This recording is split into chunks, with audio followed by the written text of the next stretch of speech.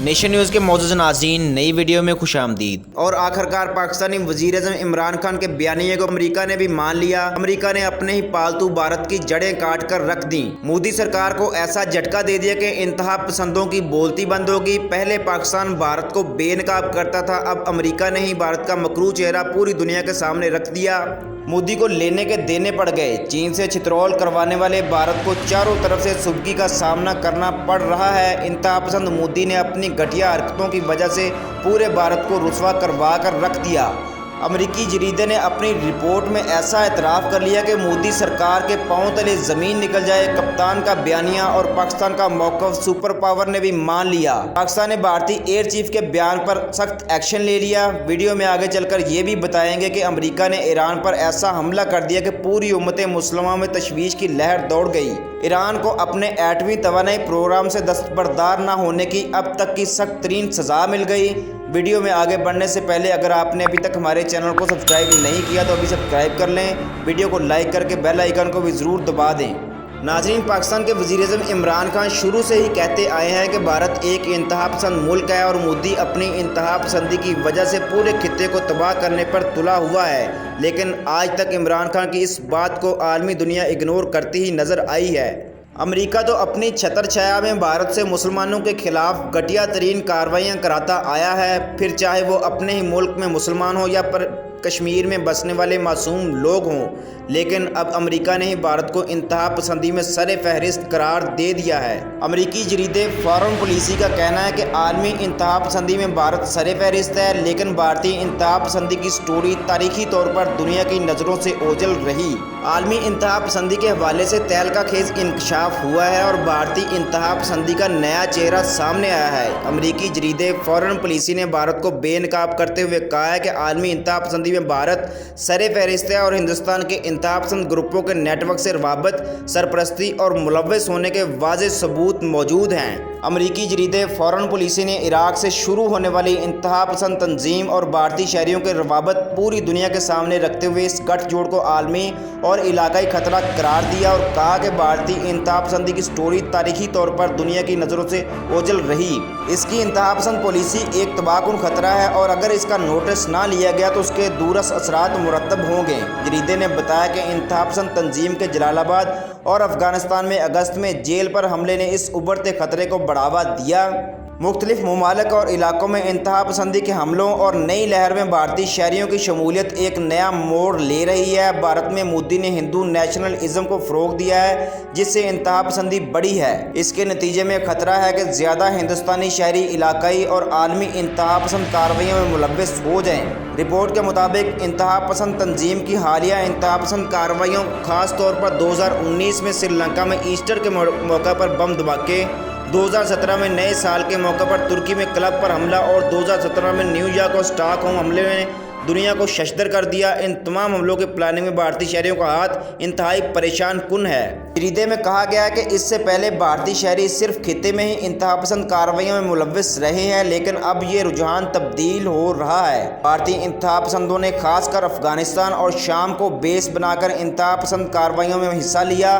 کابل میں سکھ گردوارے پر حملے میں بھی بھارتی انتہا پسند ملوث تھے۔ رپورٹ میں مزید کہا گیا کہ اقوام متحدہ بھی کیرالہ اور کرناٹک میں انتہا پسند گروپس کی موجودگی کا انکشاف کر چکا ہے اور بھارتی انتہا پسندوں نے کشمیر میں مرنے والے اپنے 3 ساتھیوں کا ذکر بھی اپنے جریدے میں کیا ہے۔ دوسری جانب پاکستان نے بھارتی فضائیہ کے سربراہ کی جانب سے چین اور پاکستان کا ساتھ بیک وقت لڑنے کے لیے تیار ہونے کے بیان کو غیر ذمہ دارانہ قرار دیتے ہوئے کہا کہ بھارت کو اپنی دفاعی کمزوریوں کو ذہن میں رکھنا چاہیے۔ پاکستان کے دفتر خارجہ کے ترجمان زاہد حفیظ چودھری نے اس بیان کا جواب دیتے ہوئے کہا کہ اس طرح کے اشتعال انگیز بیانات RSS، بی جے پی کی انتہا پسند نظریے اور بالادستی کی سوچ سے مغلوب ذہنیت کا عکاس ہیں۔ یہ حیرت انگیز بات ہے کہ بھارت کے سینئر سیاسی اور عسکری رہنما خطے سمیت خود بھارت کے امن کو داؤ پر لگاتے ہوئے پاکستان کے خلاف مسلسل اشتعال انگیز بیانات جاری کر رہے ہیں۔ زاہد حفیظ چودھری کا کہنا تھا کہ بھارتی چیف کو اس طرح کی شیخی بگاڑتے وقت اپنی دفاعی کمزوریوں کو نہیں بھولنا چاہیے جو دنیا کے سامنے بری طرح عیاں ہو چکی ہیں۔